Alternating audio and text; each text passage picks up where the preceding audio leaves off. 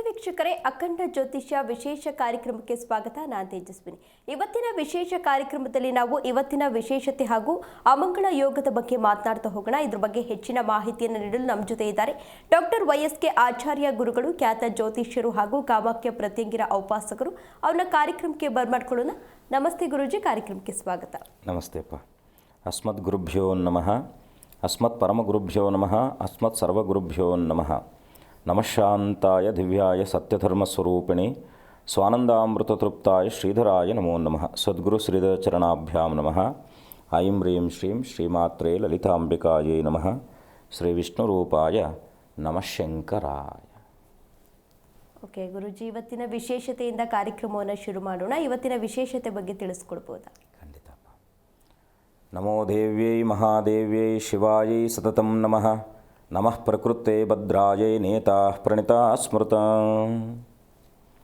ಎಲ್ಲ ವೀಕ್ಷಕ ಮಹಾಶಯರಿಗೂ, ಹಾಗೆ ನನ್ನ ದೇಶದ ಅನ್ನದಾತರಾದಂತಹ ರೈತ ಬಾಂಧವರಿಗೂ, ಹಾಗೆ ನನ್ನ ದೇಶವನ್ನು ನಿರಂತರವಾಗಿ ಕಾಯ್ತಾ ಇರತಕ್ಕಂಥ ಎಲ್ಲ ನನ್ನ ಸೈನಿಕ ಮಿತ್ರರಿಗೂ ಕೂಡ ನನ್ನ ಜಗದಂಬೆ ಆಗಿರ್ತಕ್ಕಂಥ ಮಾ ಕಾಮಾಖ್ಯ ಪ್ರತ್ಯಂಗಿರಾ ದೇವಿಯು ಸಂಪೂರ್ಣವಾಗಿರ್ತಕ್ಕಂಥ ಅನುಗ್ರಹವನ್ನು ದಯಪಾಲಿಸಲಿ ಅಂತೇಳಿ ಆ ಜಗದಂಬೆಯ ಅಡಿದಾವರಗಳಿಗೆ ವಂದಿಸುತ್ತಾ, ಇವತ್ತಿನ ಸ್ವಸ್ತಿಶ್ರೀ ವಿಶ್ವಾವಸನಾಮ ಸಂವತ್ಸರದಲ್ಲಿ, ಅದರಲ್ಲೂ ಕೂಡ ದಕ್ಷಿಣಾಯನೆ ಹೇಮಂತ ಋತುವಿನ ಪುಷ್ಯಮಾಸ ಕೃಷ್ಣ ಪಕ್ಷದ ಷಷ್ಠಿ ಇವತ್ತಿನ ದಿವಸ ವಿಶೇಷವಾಗಿ ಗುರುವಾರ ಪೂರ್ವಾಭಾದ್ರ ಅಂದರೆ ಪುಬ್ಬಾ ನಕ್ಷತ್ರ ಬಂದಿರತಕ್ಕಂಥದ್ದು. ಏನಪ್ಪ ಈ ಪುಬ್ಬಾ ನಕ್ಷತ್ರ?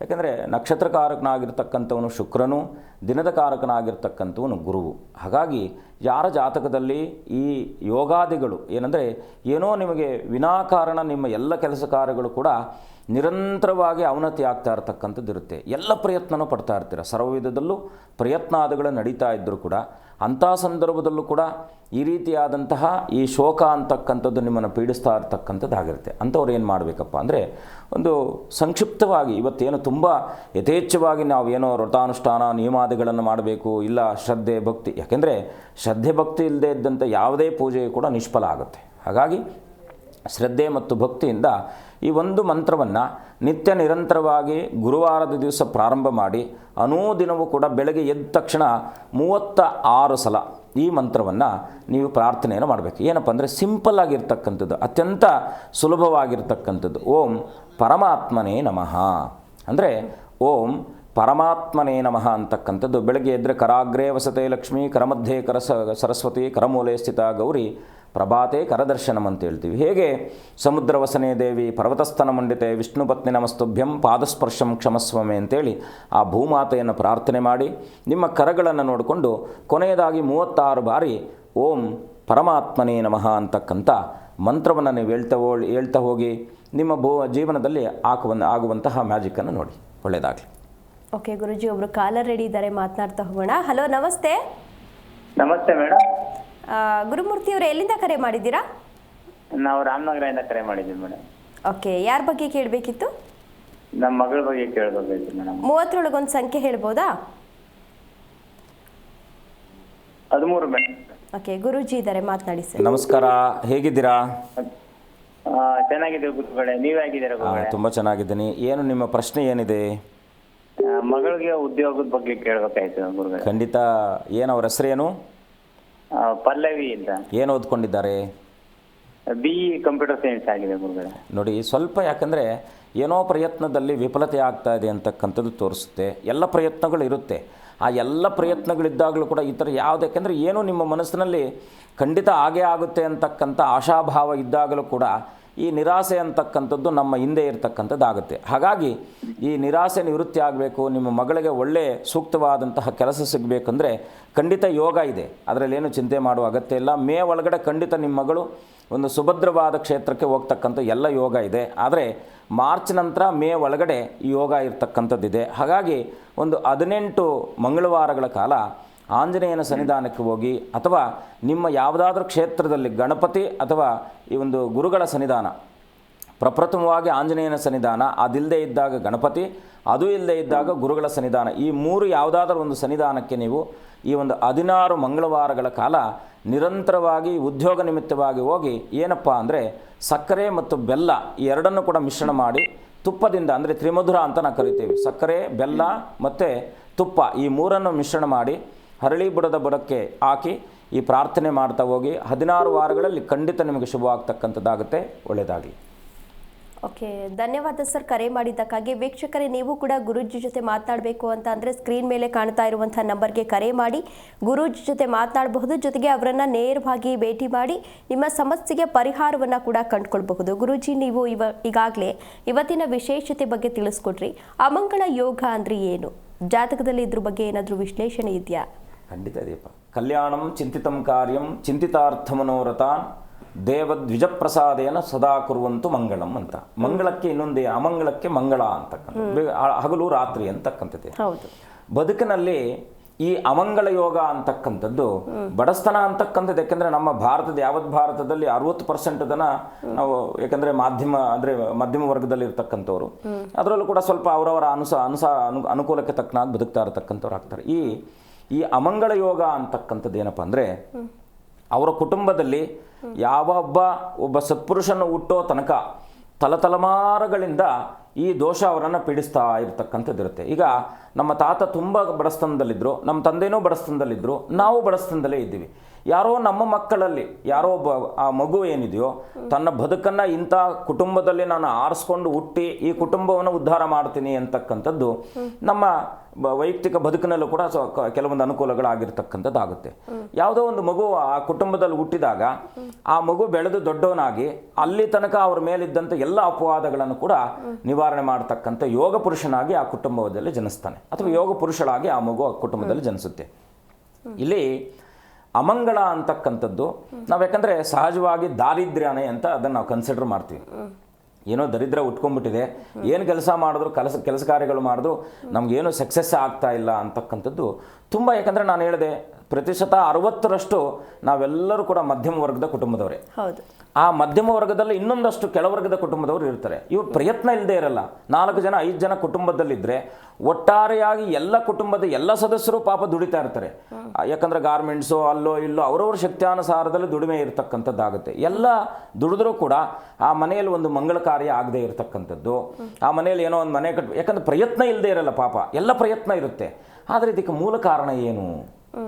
ಮನುಷ್ಯನಿಗೆ ಏನೆಲ್ಲ ನಮ್ಮ ಮನಸ್ಸಿನ ಬದುಕಿನಲ್ಲಿ ಮನಸ್ಸಿನೊಂದಿಗೆ ಏನೆಲ್ಲ ಕೆಲಸ ಕಾರ್ಯಗಳನ್ನು ನಾವು ಮಾಡಬೇಕು ಅಂದ್ಕೊಳ್ತಾ ಇದ್ದಾಗಲೂ ಇದು ಯಾವುದೋ ನಮ್ಮನ್ನು ಬಂಧನಯುಕ್ತವಾಗಿ ಮಾಡಿದೆ ಅಂತಕ್ಕಂಥದ್ದು ನಮ್ಮ ಪೂರ್ವಜನ್ಮದ ಸಂಚಿತ ಕರ್ಮವು ನಮ್ಮ ಜೊತೆಯಲ್ಲಿ ಇದ್ದಾಗಲೂ ಕೂಡ ಇನ್ನೊಂದಷ್ಟು ಏನಾಗುತ್ತೆ, ಯಾರೋ ಕುಟುಂಬದಲ್ಲಿ ಒಂದು ಸ್ತ್ರೀ ಸಂಬಂಧಿತವಾದಂತಹ ದೋಷಾದಿಗಳಿಗೆ ಒಳಪಟ್ಟಾಗ ಆ ಸ್ತ್ರೀ ಏನಾದರೂ ಆ ಕುಟುಂಬದ ಮೇಲೆ ಒಂದು ಶಾಪವನ್ನು ಹಾಕಿದಾಗ ಈ ಎಲ್ಲ ಅನುಕೂಲಕರವಾದ ವಾತಾವರಣ ಇದ್ದಾಗಲೂ ಕೂಡ ಇದು ಅವರನ್ನು ಬಾಧಿಸ್ತಾ ಇರತಕ್ಕಂಥದ್ದಾಗುತ್ತೆ. ಮತ್ತು ತಂದೆ ಮಕ್ಕಳು ಅಲ್ಲೂ ಕೂಡ ನಾನು ಏನು ಹೇಳ್ತಾ ಇದ್ದೀನಿ, ಮಾತೃಶಾಪ, ಪಿತೃಶಾಪ, ಹೀಗೆ ಆಚಾರ್ಯ ಶಾಪ, ದೈವ ಶಾಪ, ಕುಲದೇವರ ಶಾಪ, ಹೀಗೆ ಕೆಲವೊಂದಷ್ಟು ಸಂದರ್ಭಗಳಲ್ಲಿ ಜಾತಕದಲ್ಲಿ ಎಲ್ಲ ರೀತಿಯಲ್ಲೂ ಶುಭಗ್ರಹಗಳ ದೃಷ್ಟಿ ಇದ್ದು ರಾಜಗ್ರಹಗಳ ಅನುಕೂಲಕರವಾದಂಥ ವಾತಾವರಣ ಇದ್ದಾಗಲೂ ಕೂಡ ಈ ಥರ ಸಮಸ್ಯೆಯಲ್ಲಿ ಬಳಲ್ತಾ ಇದ್ದಾರೆ. ಅಂದರೆ ಸರ್ಪದೋಷವೂ ಕೂಡ ಕಾರಣ ಆಗುತ್ತೆ. ಜಾತಕದ ವಿಶ್ಲೇಷಣೆ ತುಂಬ ಅತ್ಯವಶ್ಯವಾಗುತ್ತೆ. ಏನಂದರೆ ಮನುಷ್ಯನಿಗೆ ಧನಕಾರಕನಾಗಿರ್ತಕ್ಕಂಥವನು 2ನೇ ಭಾವ, ಆ 2 ಮತ್ತು 11ನೇ ಭಾವಕ್ಕೆ 9ನೇ ಭಾಗ್ಯಾಧಿಪತಿಯ ಭಾವಾಧಿಪತಿಗಳ ಸಂಯೋಗ ಬಂದಾಗ ಇದು ಸ್ವಲ್ಪ ಮಟ್ಟಿಗೆ ಅದು ಹೇಳಿದ್ನಲ್ಲ ಯೋಗ ಪುರುಷ ಅಂತ ನಾವು ಕರಿತೀವಿ ಅಂತ, ಆ ಯೋಗ ಪುರುಷದ ಜಾತಕದಲ್ಲಿ ಬರ್ತಕ್ಕಂಥವ್ರು ಆಗ್ತಾರೆ. ಹಾಗಾಗಿ ಮನುಷ್ಯನಿಗೆ ಅಮಂಗಳ ಅಂತಕ್ಕಂಥದ್ದೇನು? ಅಮಂಗಳ ಅಂದರೆ ಆ ಮನೆಯಲ್ಲೂ ಕೂಡ ಅಷ್ಟೇ. ಯಾಕಂದರೆ ಎಲ್ಲರೂ ದುಡಿಮೆ ಇರುತ್ತೆ, ಬೆಳಗ್ಗೆ ಎದ್ರು ಅಡಾವಿಡಿಯಾಗಿ ಕೆಲಸಕ್ಕೆ ಹೋಗೋ ಧಾವಂತದಲ್ಲಿ ಇರ್ತಾರೆ. ಮನೆಯಲ್ಲಿ ಒಬ್ರಿಗೊಬ್ಬರು ಎದ್ದೇಳ್ತಾ ಇದ್ದಂಗೆ ತಾಯಿ ಮಕ್ಕಳ ಮಧ್ಯದಲ್ಲಿ ಜಗಳಗಳು ಶುರು ಆಗ್ತಕ್ಕಂಥ, ಇನ್ನು ತಂದೆ ಮಕ್ಕಳ ಮಧ್ಯದಲ್ಲಿ ಅವ್ರು ನಿನ್ನೆ ನೀನು ಯಾಕೆ ಅಲ್ಲಿ ಹೋಗಿದ್ದು, ಹೀಗೆ ಇದು ವ್ಯರ್ಥವಾದ ವಿಚಾರಗಳಲ್ಲೇ ಅವ್ರ ಕುಟುಂಬ ತಲ್ಲೀನವಾಗಿರುತ್ತೆ ಹೊರತು ಯಾವುದಾದ್ರೂ ಒಂದು ಮಂಗಳಮಯವಾದಂಥ ಎಲ್ಲಾದರೂ ಒಂದು ಪುಣ್ಯಕ್ಷೇತ್ರಕ್ಕೆ ಹೋಗಬೇಕಾದ್ರೂ ಕೂಡ ಅವ್ರ ಕೈಲಾಗಲ್ಲ. ಸಾಕಷ್ಟು ದಿನಗಳ ಕಾಲ ಅವರನ್ನು ಪೀಡಿಸ್ತಾನೆ ಇರುತ್ತೆ. ಏನೋ ಕಷ್ಟಪಟ್ಟು ಹೋದ್ರು ಅಂತ ಇಟ್ಕೊಳ್ಳಿ, ಅಲ್ಲೂ ಅವ್ರು ನೆಮ್ಮದಿ ಇರಲ್ಲ, ದಾರಿ ಉದ್ದಕ್ಕೂ ಜಗಳಗಳೇ ನಡೀತಾ ಇರತಕ್ಕಂಥದ್ದು. ಈ ಥರ ಸಾಕಷ್ಟು ಉದಾಹರಣೆಗಳಲ್ಲೂ ನಮ್ಮ ಬಳಿಗೆ ಬಂದವರಲ್ಲೂ ಕೂಡ ಇರ್ತಕ್ಕಂಥದ್ದನ್ನು ನಾವು ಗಮನಿಸ್ತಾ ಇರ್ತಕ್ಕಂಥದ್ದಾಗಿರುತ್ತೆ. ಹಾಗಾಗಿ ಈ ಅಮಂಗಳ ಅಂತಕ್ಕಂಥದ್ದು ನಿರಂತರವಾಗಿ ನಮ್ಮನ್ನು ಕಾಡ್ತಾ ಇರ್ತಕ್ಕಂಥದ್ದಾಗುತ್ತೆ. ಇದಕ್ಕೆ ಜ್ಞಾನ ದಾರಿದ್ರ್ಯ, ಭಕ್ತಿ ದಾರಿದ್ರ್ಯ, ಮತ್ತೆ ಮುಖ್ಯವಾಗಿ ಭಾಗ್ಯ ದಾರಿದ್ರ್ಯ ಅಂತಕ್ಕಂಥದ್ದು. ಈ ಜ್ಞಾನ ಅಂದರೆ ಏನು, ಭಕ್ತಿ ಅಂದರೆ ಏನು, ಮತ್ತೆ ಭಾಗ್ಯ ಅಂದರೆ ಏನು? ಈ ಜ್ಞಾನ ಅಂತಕ್ಕಂಥದ್ದು ಮುಖ್ಯವಾಗಿ ಮನುಷ್ಯನನ್ನು ಒಂದು ಉನ್ನತ ಸ್ಥಾನಕ್ಕೆ ಕರ್ಕೊಂಡು ಹೋಗುವಂತಹ ಒಂದು ಮಾರ್ಗವೇ ಜ್ಞಾನಧಾರಿ. ಈ ಜ್ಞಾನ ದಾರಿದ್ರ್ಯ ಇದೆ ಅಂತ ಹೇಳಿದಾಗ ಜ್ಞಾನ ದಾರಿದ್ರ್ಯ ಅಂದ್ರೆ ಏನು ಎಲ್ಲ ನಾವು ಸರಿಯಾದ ಸಮಯದಲ್ಲಿ ಸರಿಯಾದ ಒಂದು ಏನು ಡಿಸಿಷನ್ಸ್ ತಗೊಳ್ಳದೇ ಇದ್ದಾಗ ಏನಾಗುತ್ತೆ ಅದು ನಿರ್ಧಾರಗಳ ಮೇಲೆ ನಿರ್ಧಾರವಾಗಿರ್ತಕ್ಕಂಥದ್ದಾಗುತ್ತೆ. ಹಾಗಾಗಿ ಜ್ಞಾನ ಅಂತಕ್ಕಂಥದ್ದು ಮನುಷ್ಯನಿಗೆ ಎಲ್ಲ ವಿಧದಲ್ಲೂ ಕೂಡ ಅವನು ಎಷ್ಟೇ ದುಡಿಮೆ ಮಾಡ್ತಾ ಇದ್ರೂ ಕೂಡ ಜ್ಞಾನದ ಸಂಪನ್ನತೆ ಅವನಲ್ಲಿ ಇಲ್ಲ ಅಂತ ಇಟ್ಕೊಳ್ಳಿ. ಸರಿಯಾದ ಎಜುಕೇಷನ್ ಇಲ್ಲದೆ ಇದ್ದಂಥವನಿಗೆ ಅವನಿಗೆ ಎಷ್ಟೇ ಹಣಕಾಸಿನ ವಿಚಾರದಲ್ಲೂ ಅವನು ಯಾಕಂದ್ರೆ ಇನ್ನೊಬ್ಬರ ಮೇಲೆ ಡಿಪೆಂಡೆನ್ಸ್ ಇದ್ದೇ ಇರ್ತಾನೆ. ಆಮೇಲೆ ಆಲೋಚನೆಗಳು ವಿಭಿನ್ನವಾಗಿರುತ್ತೆ, ಭಯ ಇರುತ್ತೆ, ಆತಂಕ ಇರುತ್ತೆ. ಅಪ್ಪ ದುಡ್ಡು ಹೋಗ್ಬಿಟ್ರೆ ದುಡ್ಡು ಸಂಪಾದನೆ ಮಾಡೋದಕ್ಕಿಂತ ಹೇಗೆ ಅದನ್ನು ಉಳಿಸ್ಕೊಳ್ಬೇಕು, ಹೇಗೆ ಅದನ್ನು ಸನ್ಮಾರ್ಗದಲ್ಲಿ ಅದನ್ನು ಸದ್ವಿನಿಯೋಗ ಮಾಡ್ಕೊಳ್ಬೇಕು ಅನ್ನೋದು ಕೂಡ ಆ ಮನುಷ್ಯನ ಮೇಲೆ ಪ್ರಭಾವವನ್ನು ಬೀರ್ತಾ ಇರತಕ್ಕಂಥದ್ದಾಗುತ್ತೆ. ಓಕೆ ಗುರುಜಿ, ಒಬ್ರು ಕಾಲರ್ ರೆಡಿ ಇದ್ದಾರೆ, ಮಾತನಾಡ್ತಾ ಹೋಗೋಣ. ಜಯಮ್ಮ ಅಂತ. ನಮಸ್ತೆ ಮಾ. ನಮಸ್ತೆ ಮಾ. ಜಯಮ್ಮ ಅವರೇ, ನನ್ನ ಧ್ವನಿ ಕೇಳಿಸ್ತಾ ಇದೆಯಾ? ಕೇಳಿಸ್ತಾ ಇದೆಯಮ್ಮ. ಎಲ್ಲಿಂದ ಕರೆ ಮಾಡಿದ್ದೀರಾ? ಅಮ್ಮ ನಾವಿಲ್ಲಿ ಕುಣಿಗಲ್ ಡಿಸ್ಟ್ರಿಕ್ಟ್. ಓಕೆ, 30 ಸಂಖ್ಯೆ ಹೇಳ್ಬೋದಾ? 30 15 ಅಮ್ಮ. ಓಕೆ, ಗುರೂಜಿ ಇದ್ದಾರೆ, ಮಾತನಾಡಿಮ್ಮ. ನಮಸ್ಕಾರ ತಾಯಿ, ಹೇಗಿದ್ದೀರಾ? ಚೆನ್ನಾಗಿದ್ದೀನಿ ಸ್ವಾಮಿ, ನೀವು ಚೆನ್ನಾಗಿದ್ದೀರಾ? ಅಮ್ಮ ಚೆನ್ನಾಗಿದ್ದೀನಿ ತಾಯಿ. ಹೇಳಿ, ಏನು ನಿಮ್ಮ ಪ್ರಶ್ನೆ ಏನಿದೆಮ್ಮ?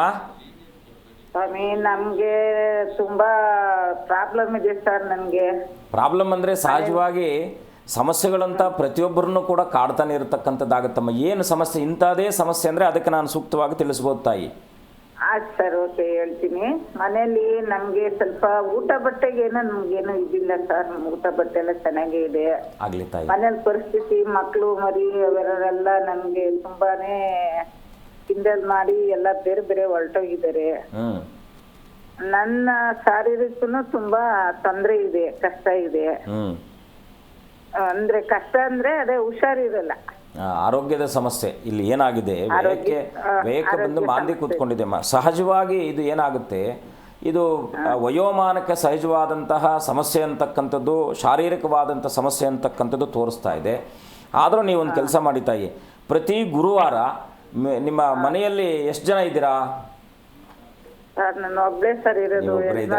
ಚಿಂತೆ ಮಾಡುವ ಅಗತ್ಯ. ನೀವು ಇದರಿಂದ ಖಂಡಿತ ಹೊರಗೆ ಬರ್ತೀರಾ. ಮಾನಸಿಕವಾದಂಥ ಖಿನ್ನತೆ ಅಂತಕ್ಕಂಥದ್ದು ನಿಮ್ಮನ್ನು ಕಾಡ್ತಾ ಇರತಕ್ಕಂಥದ್ದಾಗುತ್ತೆ. ಮಕ್ಕಳ ವಿಚಾರದಲ್ಲಿ, ಸಾಂಸಾರಿಕ ವಿಚಾರದಲ್ಲೂ ಕೂಡ ಸ್ವಲ್ಪ ವೈಮನಸ್ಯಗಳಿದೆ ಅಂತಕ್ಕಂಥ ತೋರಿಸ್ತಾ ಇದೆ.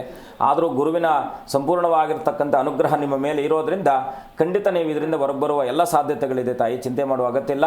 ಪ್ರತಿ ಗುರುವಾರ ನೀವೇನು ಮಾಡಬೇಕು, ಸ್ವಲ್ಪ ನಿಮ್ಮ ಮನೆಯಲ್ಲೆಲ್ಲ ಕೂಡ ಸ್ವಲ್ಪ ಸಾಂಬ್ರಾಣಿಯನ್ನು ಹೊಗೆಯನ್ನು ಹಾಕಿ, ಮನೆಯಲ್ಲೆಲ್ಲ ಸ್ವಲ್ಪ ಅರಿಶಿಣದ ನೀರನ್ನು ಪ್ರೋಕ್ಷಣೆ ಮಾಡಿ, ನೀವು ಸ್ನಾನಕ್ಕೆ ಸ್ವಲ್ಪ ಅರಿಶಿಣ ಹಾಕಿ ಸ್ನಾನ ಮಾಡ್ಕೊಳ್ಳಿ. ಒಂದು. ಎರಡನೇದಾಗಿ ಏನಪ್ಪ ಅಂದರೆ, ಈ ಎಲ್ಲ ಕಷ್ಟ ನಷ್ಟಾದಿಗಳಿಗೆ ಕಾರಣೀಕರ್ತನಾಗಿರ್ತಕ್ಕಂಥವನು ಕರ್ಮಕಾರಕನಾಗಿರ್ತಕ್ಕಂಥ ಶನಿ ಆದುದರಿಂದ ಶನಿವಾರ ಆಂಜನೇಯನ ಸನ್ನಿಧಾನದಲ್ಲಿ ಒಂದು 28 ಶನಿವಾರಗಳ ಕಾಲ ಪ್ರತಿನಿತ್ಯವೂ ಕೂಡ, ಅಂದರೆ ಪ್ರತಿ ಶನಿವಾರವೂ ಕೂಡ ಒಂದು ದೀಪವನ್ನು, ಎಳ್ಳೆಣ್ಣೆ ದೀಪ ಅಂತೇಳಿ ಕರೀತಾರೆ. ನಿಮ್ಮೆಲ್ಲಾದರೂ ಆ ಒಂದು ಕ್ಷೇತ್ರದಲ್ಲಿ ಆಂಜನೇಯನ ಸನ್ನಿಧಾನ ಇದ್ದರೆ 28 ವಾರಗಳ ಕಾಲ ನೀವು ಆ ಸನ್ನಿಧಾನಕ್ಕೆ ಹೋಗಿ ದೀಪ ಹಚ್ಕೊಂಡು ಬನ್ನಿ. 28 ಪ್ರದಕ್ಷಿಣೆ, 28 ವಾರ 12 ದೀಪವನ್ನು ಹಚ್ಚಿ ಅನನ್ಯವಾಗಿ ಪ್ರಾರ್ಥನೆ ಮಾಡಿಕೊಳ್ಳಿ. ಖಂಡಿತ ಒಳ್ಳೆಯದಾಗುತ್ತೆ ತಾಯಿ. ಓಕೆ, ಧನ್ಯವಾದಮ್ಮ ಕರೆ ಮಾಡಿದ್ದಕ್ಕಾಗಿ. ಈಗ ಮತ್ತೊಬ್ರು ಕಾಲರ್ ರೆಡಿ ಇದ್ದಾರೆ, ಗೀತಾ ಅಂತ. ನಮಸ್ತೆ ಮಾ. ನಮಸ್ತೆ ಮಾ. ಎಲ್ಲಿಂದ ಕರೆ ಮಾಡಿದ್ದೀರಾ? ನಾವು ಪರಸ್ಪರದಿಂದ. 32 ಸಂಖ್ಯೆ ಹೇಳ್ಬೋದಾ? 16. ಓಕೆ, ಗುರುಜಿ ಇದ್ದಾರೆ, ಮಾತನಾಡಿ. ನಮಸ್ಕಾರ ತಾಯಿ, ಹೇಗಿದ್ದೀರಾ? ನಾವು ಆರೋಗ್ಯದಲ್ಲಿ ತುಂಬಾ ಸಮಸ್ಯೆ ಗುರುಜಿ. ಹೌದು ತಾಯಿ, ಏಕೆಂದರೆ ಭಾಗ್ಯಕ್ಕೆ ಹೊಡೆತ ಬಿದ್ದಿದೆ ಅಂತಕ್ಕಂಥದ್ದು ತೋರಿಸ್ತಾ ಇದೆ. ಯಾಕಂದರೆ ಈ ರೋಗ ರುಜುನಾದಿಗಳು ನಿಮ್ಮನ್ನು ಪೀಡಿಸ್ತಾ ಇದೆ. ಯಾಕಂದರೆ ಇದು ಇವತ್ತಿನಿಂದ ಅಲ್ಲ, ಸಾಕಷ್ಟು ಒಂದು ದಿನಗಳಿಂದ ಇದು ನಿಮ್ಮನ್ನು ಪೀಡಿಸ್ತಾ ಇರ್ತಕ್ಕಂಥದ್ದಾಗಿದೆ. ಇಲ್ಲಿ ಏನು ತೋರಿಸ್ತಾ ಇದೆಯಪ್ಪ ಅಂದರೆ, ಸ್ವಲ್ಪ ಸಂಪೂರ್ಣವಾಗಿ ಕುಟುಂಬಕ್ಕೆ ಸ್ತ್ರೀ ಶಾಪ ಅಂತಕ್ಕಂಥದ್ದು ತೋರಿಸ್ತಾ ಇದೆ ತಾಯಿ. ನಿಮ್ಮ ಮನೆಯಲ್ಲಿ, ಯಾಕಂದರೆ ಯಾವುದಾದ್ರೂ ಅಮ್ಮನವರ ಸನ್ನಿಧಾನದಲ್ಲಿ ಇದೆಯಾ ನಿಮ್ಮ ಒಂದು ಮನೆ? ಗುರುಜಿ ಇದೆ, 3 ದೇವಸ್ಥಾನ ಇದೆ. ಅದು ಅಲ್ಲಿ ಒಂದು ಆ ಥರ ಆ ಸಮಸ್ಯೆ ಅಂತಕ್ಕಂಥದ್ದು ತೋರಿಸ್ತಾ ಇದೆ. ನೀವೊಂದು ಕೆಲಸ ಮಾಡಿ ತಾಯಿ, ಎಲ್ಲಾದರೂ ನಿಮಗೆ ಅನುಕೂಲಕರವಾಗಿ ಇದ್ದರೆ, ನಿಮಗೆ ಒಳ್ಳೆ ಒಂದು ಆ ಯೋಗ ಅಂದರೆ ನೀವು ಮಾಡುವಂತಹ ಶಕ್ತಿ ನಿಮ್ಮಲ್ಲಿದ್ದರೆ, ಈ ಒಂದು ಅರಳಿ ಮರ ಮತ್ತು ಬೇವಿನ ಮರ ಗೊತ್ತಲ್ಲ ತಾಯಿ, ಈ ಅರಳಿ ಮರ ಬೇವಿನ ಗಿಡವನ್ನು ನಿಮ್ಮ ಊರಲ್ಲಿ ಯಾವುದೋ ನಿಮ್ಮ ಜಮೀನಲ್ಲಿ ಯಾವುದಾದ್ರೂ ಒಂದು ಭಾಗದಲ್ಲಿ ಅರಳಿ ಮತ್ತು ಬೇವಿನ ಮರವನ್ನು ಇಟ್ಟು ಅದನ್ನು ಪೋಷಣೆ ಮಾಡ್ತಾ ಬನ್ನಿ. ಅದಕ್ಕೆ ನಿಮಗೆ ಸಾಧ್ಯವಾದರೆ ನಿಮ್ಮ ಕುಟುಂಬದವರೆಲ್ಲ ಸೇರಿ, ಯಾಕಂದರೆ ಇದು ಸಹಜವಾಗಿ ನಿಮ್ಮ ಕುಟುಂಬಕ್ಕೆ ಇರ್ತಕ್ಕಂಥ ದೋಷ ಆದುದರಿಂದ ದೂರದಲ್ಲಿ, ಯಾಕೆಂದರೆ ಇಲ್ಲಿ ನಮ್ಮ ಸಮಸ್ಯೆಗಳಿದ್ದಾಗ ನಾವು ಎಲ್ಲೋ ಹೋಗಿ ಅದನ್ನು ಪರಿಹಾರ ಮಾಡ್ಕೊಂಡು ಬಂದಾಗ ಈ ಸಮಸ್ಯೆ ಅಲ್ಲಿ ಹೋಗ್ತಕ್ಕಂಥದ್ದಾಗುತ್ತೆ.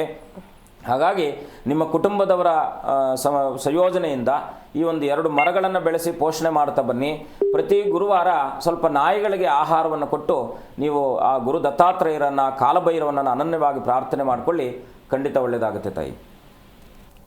ಓಕೆ, ಧನ್ಯವಾದಮ್ಮ ಕರೆ ಮಾಡಿದ್ದಕ್ಕಾಗಿ. ಗುರೂಜಿ, ನಾವಾಗಲೇ ಅಮಂಗಳ ಯೋಗದ ಬಗ್ಗೆ ಮಾತನಾಡ್ತಾ ಇದ್ವಿ, ಜಾತಕದಲ್ಲಿ ವಿಶ್ಲೇಷಣೆ ಇದೆಯಾ ಅನ್ನೋದ್ರ ಬಗ್ಗೆನೂ ಕೂಡ ಮಾತನಾಡ್ತಿದ್ವಿ.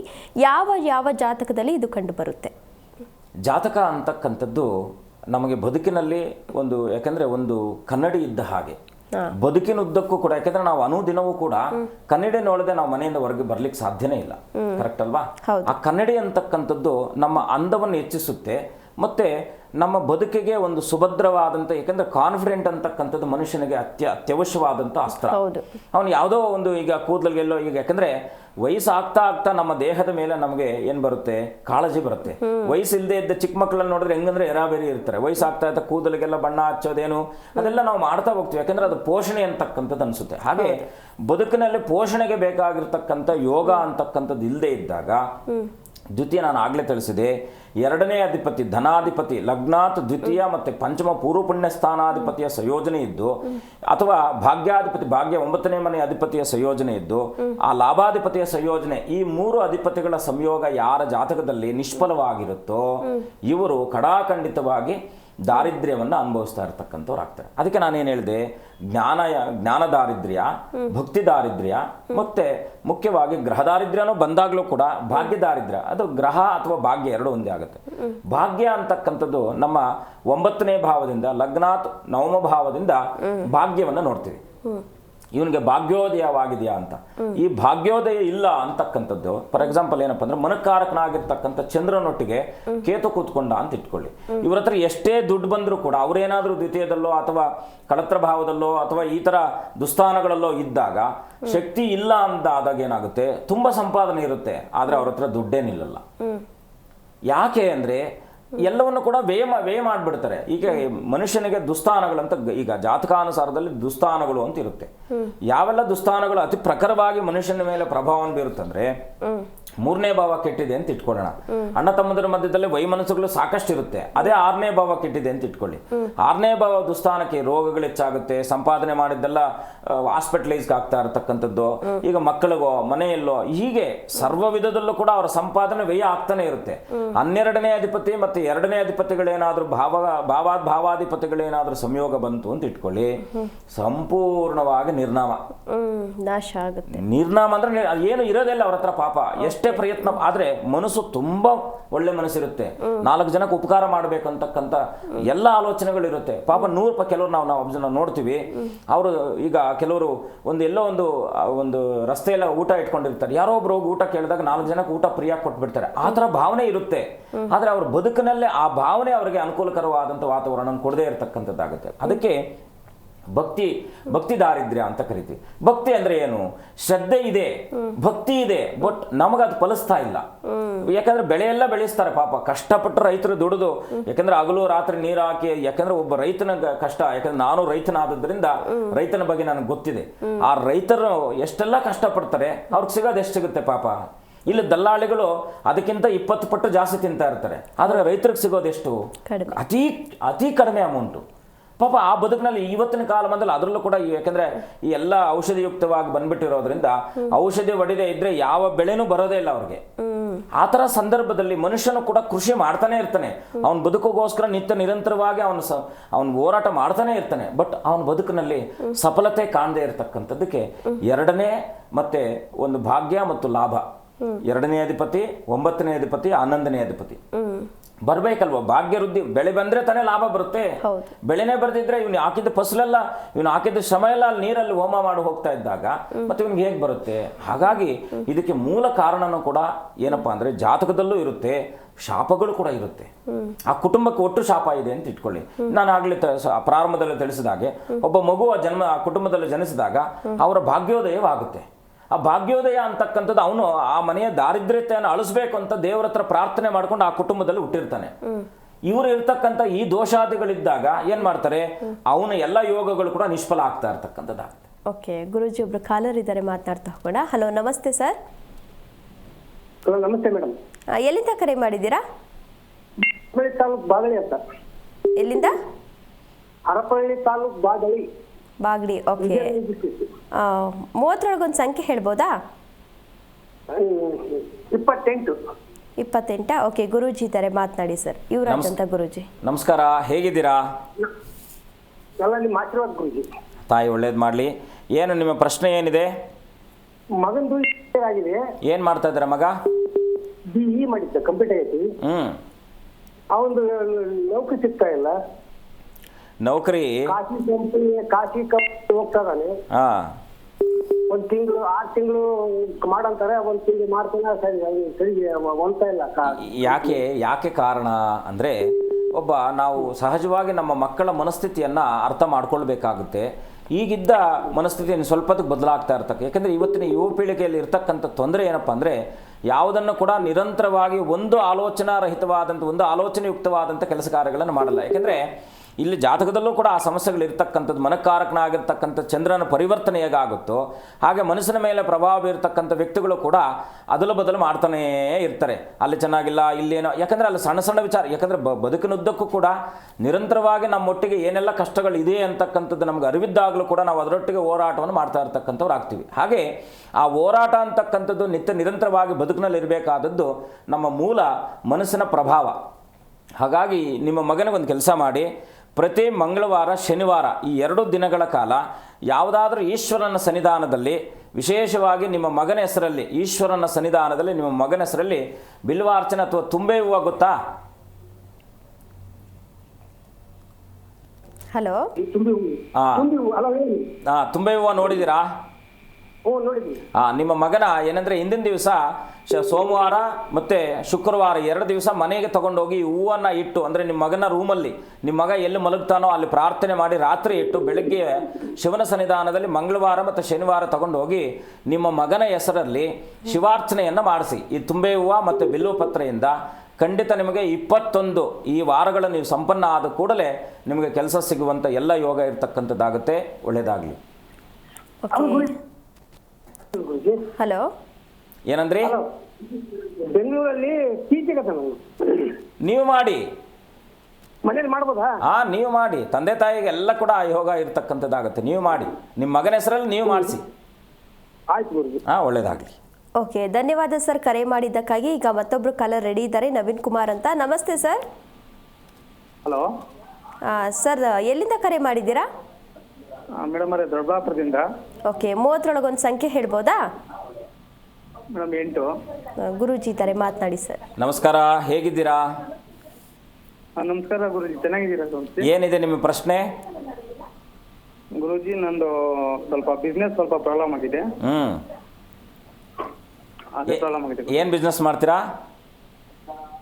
ಗುರುಜಿ, ನಾವು ವೆಲ್ಡಿಂಗ್ ಬಿಸ್ನೆಸ್ ಮಾಡ್ತೀವಿ ಗುರುಜಿ. ಯಾಕೆ ಅಂದರೆ ಯಾವುದು ನಿಮ್ಮದು ಬಾಗಿಲು ಯಾವುದಿದೆ? ಉತ್ತರದ ಬಾಗಿಲಿದೆ ಗುರುಜಿ. ಏನು ನಿಮ್ಮ ಹೆಸರಂದ್ರಿ?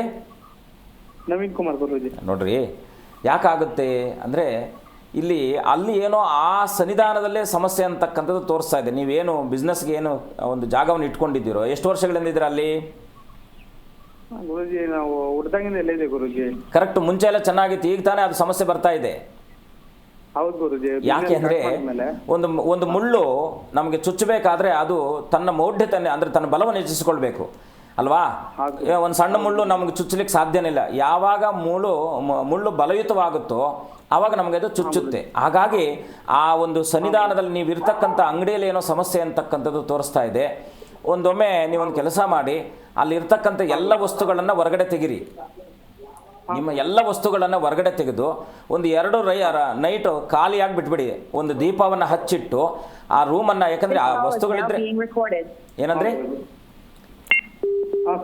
2 ವಸ್ತುಗಳನ್ನು ಏನಂದರೆ 2 ರಾತ್ರಿಗಳು, ಅಂದರೆ ಸಹಜವಾಗಿ ನಮ್ಗೆ 48 ಗಂಟೆ ಅಂತ ನಾವು ಕರಿತೀವಿ. ಈ 2 ರಾತ್ರಿಗಳ ಕಾಲ ಯಾವುದಾದ್ರೂ ರಜೆ ಇರುತ್ತಲ್ವ, ಶನಿವಾರ ಭಾನುವಾರ, ಆ 2 ದಿನ ನೀವು ಎಲ್ಲ ವಸ್ತುಗಳನ್ನು ಖಾಲಿ ಮಾಡಿ ಪರಿಶುದ್ಧವಾದ ಸ್ಥಳವನ್ನು, ಜಾಗವನ್ನು ಹಾಗೆ ಬಿಟ್ಕೊಂಡು ಒಂದು ದೀಪ ಹಚ್ಚಿಟ್ಟು ಮನೆ ದೇವರನ್ನು, ಕ್ಷೇತ್ರಾದಿ ದೇವತೆಯನ್ನು ಪ್ರಾರ್ಥನೆ ಮಾಡಿ.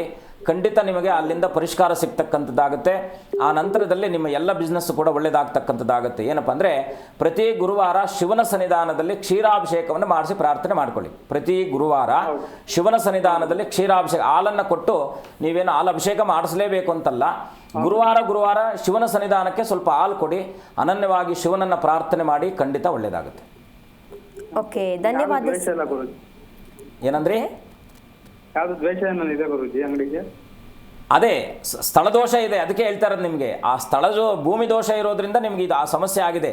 ಯಾವಾಗಂದರೆ ಅದು ಸಣ್ಣ ಗಿಡವಾಗಿತ್ತು, ಏನು ತೊಂದರೆ ಮಾಡಿಲ್ಲ, ದೊಡ್ಡ ಗಿಡವಾಗಿ ಎಮ್ಮರವಾಗಿ ಬೆಳೆದು ಅದು ನಿಮ್ಮನ್ನು ಮುಳ್ಳಿನ ಹಾಗೆ ಚುಚ್ಚುತ್ತಾ ಇದೆ. ಹಾಗಾಗಿ ಪರಮೇಶ್ವರನ ಪ್ರಾರ್ಥನೆ ಈ 2 ದಿನ ನೀವು ಮನೆಯಿಂದ ಹೊರಗಡೆ, ಅಂದರೆ ಆ ರೂಮನ್ನು, ಅಂದರೆ ಆ ಒಂದು ಏನು ವ್ಯಾಪಾರ ಕ್ಷೇತ್ರ ಇದೆಯೋ ಅದನ್ನು 2 ದಿವಸ ಕ್ಲೋಸ್ ಮಾಡಿ, ಸಂಪೂರ್ಣವಾಗಿ ಅಲ್ಲಿರ್ತಕ್ಕಂಥ ಎಲ್ಲ ವಸ್ತುವನ್ನು ಹೊರಗಡೆ ಇಟ್ಕೊಳ್ಳಿ. ಎಲ್ಲಾದರೂ ಒಂದು ಬೇರೆ ಜಾಗದಲ್ಲಿ ಡಂಪ್ ಮಾಡಿ ನೀವು ಖಾಲಿ ಇಟ್ಟು ದೀಪ ಹಚ್ಚಿಟ್ಟು ನೀವು ಹೊರಗಡೆ ಬಂದಾಗ ಆ 2 ದಿನದಲ್ಲಿ ಅಲ್ಲಿರ್ತಕ್ಕಂಥ ಸಮಸ್ಯೆ ಹೊರಗಡೆ ಹೋಗುತ್ತೆ. ನಂತರ ನೀವು ಪ್ರವೇಶವನ್ನು ಮಾಡಿ ಎಲ್ಲ ನೀರು ಶುದ್ಧೋದಕ ಎಲ್ಲ ಹಾಕಿ ಪ್ರೋಕ್ಷಣೆ ಮಾಡಿ ತೊಳೆದು ಪೂಜೆ ಮಾಡಿಕೊಂಡು ನೀವು ಪುನಃ ಪ್ರಾರಂಭವನ್ನು ಮಾಡಿ ಈ 14ರ ನಂತರದಲ್ಲಿ ಖಂಡಿತ ಒಳ್ಳೆಯದಾಗುತ್ತೆ. ಓಕೆ, ಧನ್ಯವಾದ ಸರ್ ಕರೆ ಮಾಡಿದ್ದಕ್ಕಾಗಿ.